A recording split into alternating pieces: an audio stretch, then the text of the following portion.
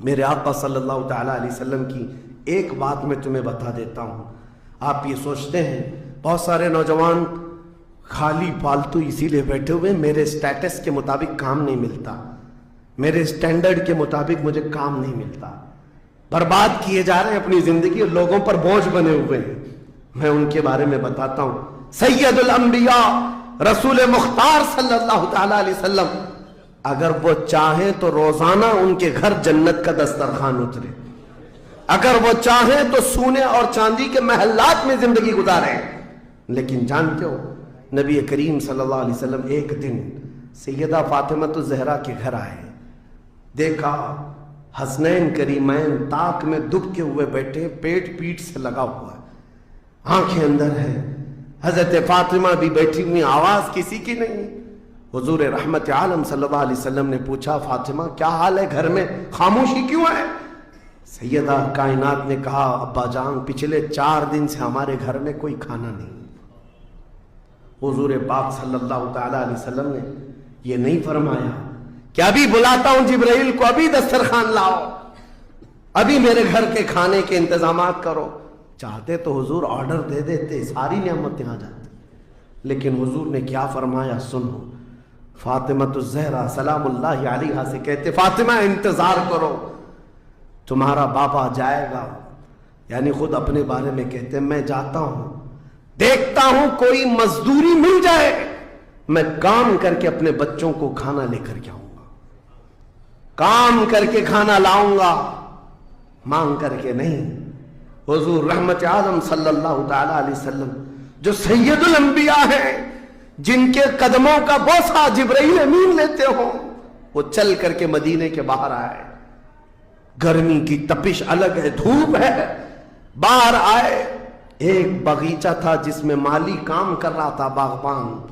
حضور رحمت عالم صلی اللہ علیہ وسلم اس کے پاس جا کر پوچھتے ہیں تیرے باغیچے میں کوئی کام کرنے کے لیے ہے, کام مل سکتا ہے؟ اس نے کہا ہاں کام مل سکتا ہے, آؤ میرے باغیچے میں کنواں ہے, ڈول ڈالو, پانی اٹھاؤ, ایک درخت کو پانی ڈال دینا, بدلے میں 2 کھجوریں دوں گا, اجرت صرف 2 کھجوریں. رسول رحمت صلی اللہ تعالیٰ علیہ وسلم فرماتے مجھے منظور ہے. گئے اور جا کر اپنے ہاتھ سے رسی لے کر ڈول کنویں میں ڈالا, پانی کھینچتے تھے, جب ڈول بھر کر آتا اپنے کندھے پر اٹھاتے اور درخت پر لے جا کر پانی ڈال کر آتے. ایک درخت پر ایک مٹکا, ایک ڈول پانی ڈالا تو مالک نے 2 کھجوریں دی, باغیچے کے مالی نے 2 کھجوریں دی. دوسرا ڈول اٹھایا, پھر کھجوریں ملی. تیسرا ڈول اٹھایا, 6 کھجوریں لی.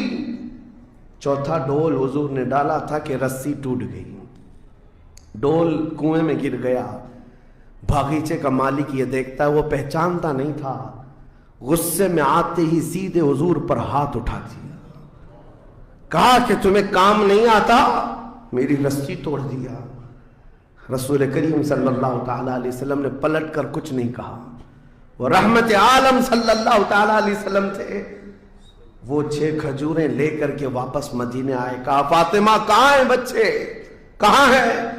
یہی 6 کھجوریں حضور نے لا کر اپنے منہ سے چبا کر ان بچوں کے منہ میں ڈالا اور کہا آج تک روئے زمین پر کوئی نبی ایسا نہیں آیا, 1,24,000 کم و بیش نبیوں میں ہر نبی نے اپنے ہاتھوں کی کمائی کھائی ہے, اپنے عمل کی کمائی کھائی ہے.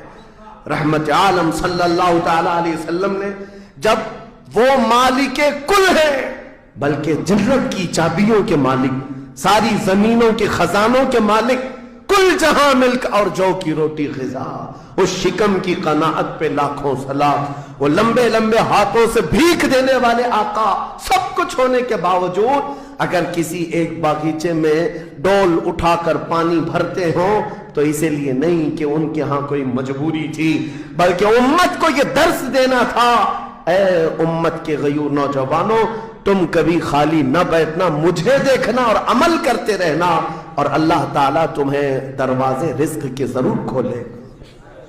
خالی بیٹھے ہوئے وقت برباد کر دے